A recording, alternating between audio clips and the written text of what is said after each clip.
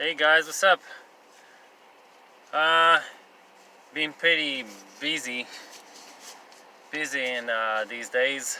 So I just listened to an old interview with Elon Musk and Joe Rogan, which was quite a bizarre exchange of thoughts and theories, and just knowledge and information itself. It's for somebody like myself that's been talking about these things for a long while now. I don't find it that strange that somebody basically like Elon understands these things and thinks this way. What I do find awkward or bizarre is the way the exchange between those two took place. The exchange, the communication format. Like certain delays, pauses on Elon's part while he musters up all his, ideas and thoughts that he obviously has deep within, and it's then the frustration of Joe Rogan that he's maybe not occupied by these things as much as Elon. Just seeing that almost like a painful interaction because on one hand you have these transmitter that just transmits so much information, so much data of understanding and knowledge. Not that I'm like obsessed with Elon or anything, like I just because you understand these things doesn't make you a genius. If you were the only person in the world understanding that, then yes, then you're so special. But there are such people out there. So the thing that is really funny in a way to me is that Elon is involved in all this AI technology, self-driving cars and all that stuff, and programming and all that stuff. Yet on the other hand, he's this advocate, on regulating and basically trying to almost like block the coming of the AI. It's like, wait, what? what? That's so bizarre in itself and so ironic that somebody who invested so much into these technologies, these type of basically intelligence, and now he wants to tell everybody that we should really make sure we don't make this happen, at least not in many dangerous ways, basically to control this through certain protocols and programming. Yet he clearly, very admittedly, also openly understands and also conveys that these cannot be controlled. So it's like, wait, what are you talking about, dude? It's like this is the most bizarre point of it all. When it comes to like technology, it's strange when people are terrified of this merging of the AI or the robotics with people. But like, look, I mean, these things are so strange that, and so up into our faces, basically hiding in plain sight for so long. Like, have you owned a bicycle as a kid, and do you still own one? I mean, do you know what that means? I'm going straight to the more primitive forms of transportation, right? And then I'm looking at my cycling, which was not just transportation, but which was also, a tool for, extreme performance in long range, travel,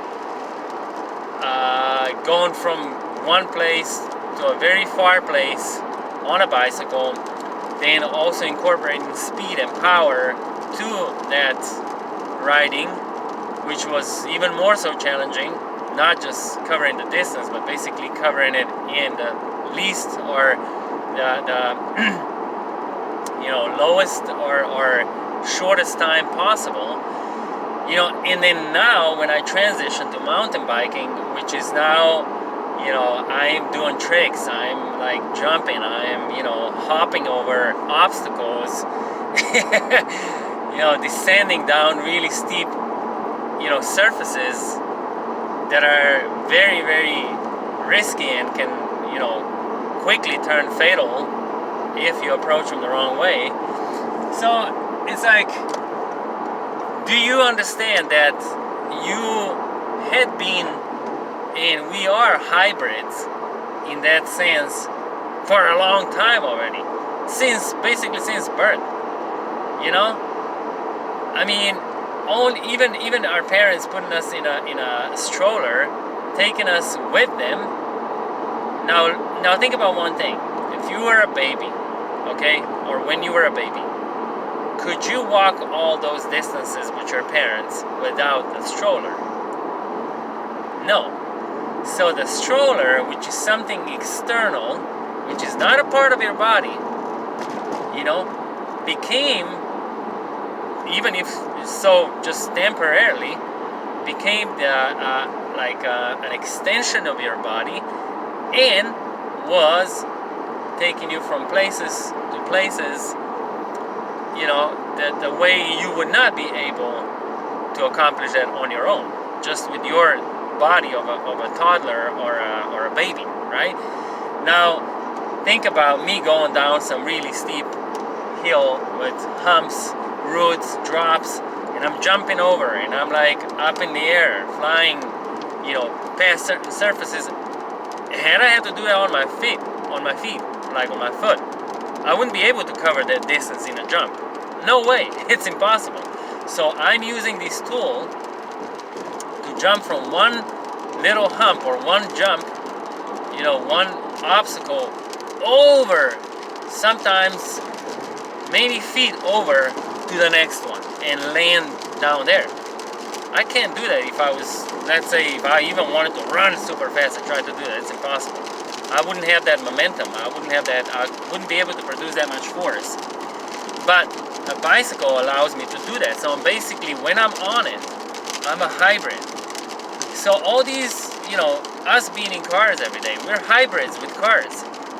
When I used to talk to people, how, not to everybody, but like sometimes, my own mom, she would always be like, the way you drive, you're really insane. I don't know anybody. I mean, okay, she's not young to be in the circles of other, car enthusiasts and stuff, to see that they drive just as crazy or whatever. So, but she's like, I don't know anybody in this world that drives so stupid, but yet at the same time so safe. And I used to try to explain to her. I was like, well, do you know why? She said, it is insane how fast you drive. It is insane how you change lanes, how you go between cars and stuff like that. That's, to me, from my point of view, I'm not you. I don't know how you feel. I don't know how you, evaluate those distances in such short periods of times. These moments, like 100th of a second or a 10th of a second or a second. She said, I don't know how you do it, but it doesn't look like. It looks almost like you're about to crash, but I know you won't. And I say, well, look, this is very simple.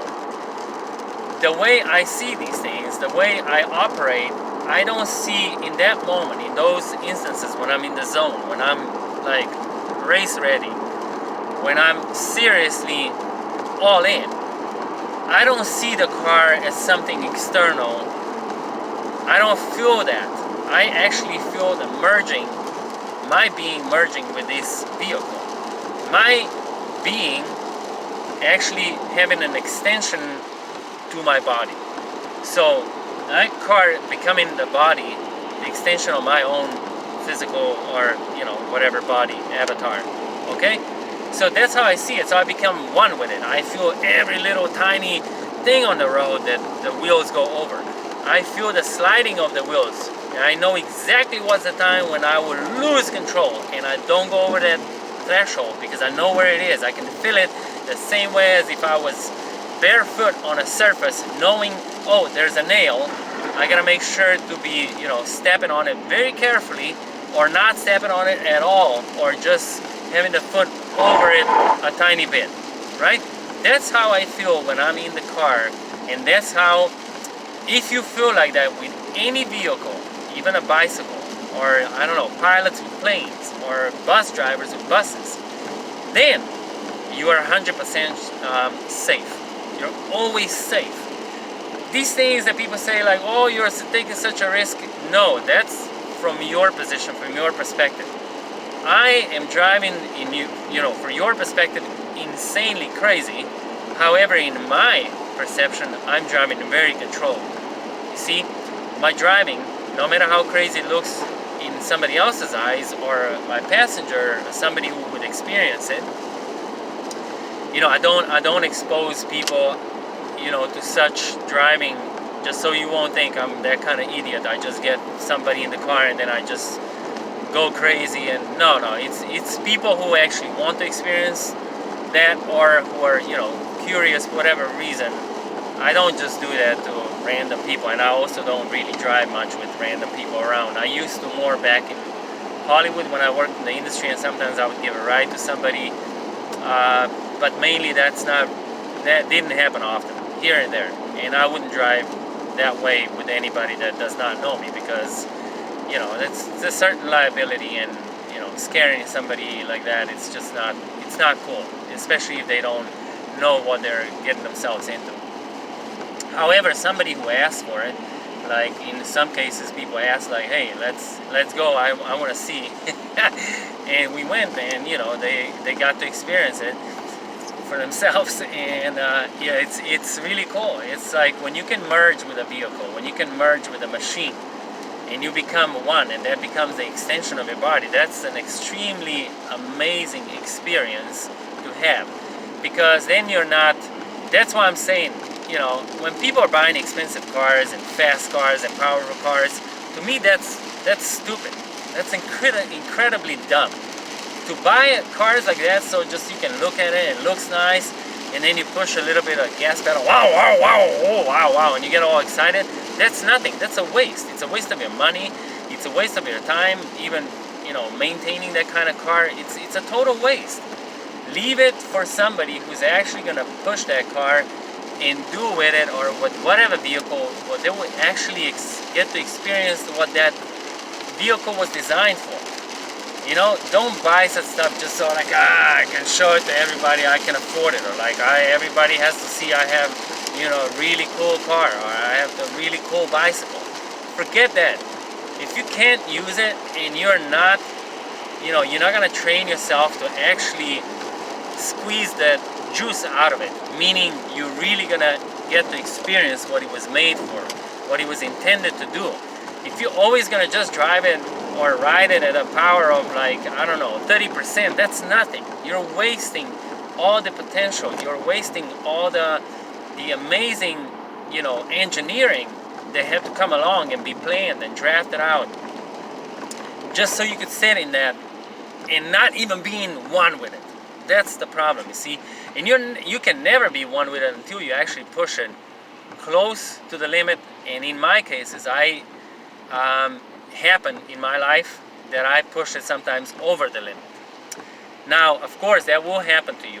The same way on a bicycle, you crash before you started, really learning how to ride it, right? It's never just a clean experience. It's always messy. It's always, you crash, you fall, you hurt yourself, you injure yourself. You always hope for the best. When I go out mountain bike riding, I'm hoping that I will make it and that I won't have to crash. And if I crash, I'm hoping that it's gonna be, with minor consequences, obviously. Same way in a car. So, but when you're confident because you know that you're in control. The worst feeling is when you have some kind of extension of your body, but you can't control it because you don't feel like you're in control. You feel like that extension is basically driving you. That extension is basically riding you instead of opposite. That's the moment when I say to anybody, if you feel like that, stop it. Don't push it, because that's when bad things happen. Do not push it.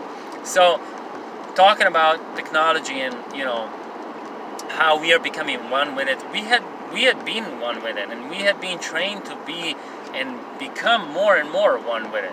Just with simple things, simple tools, just like I said, just like with bicycles. Owning a bicycle as a kid, what do you think that is? That's merging with a machine.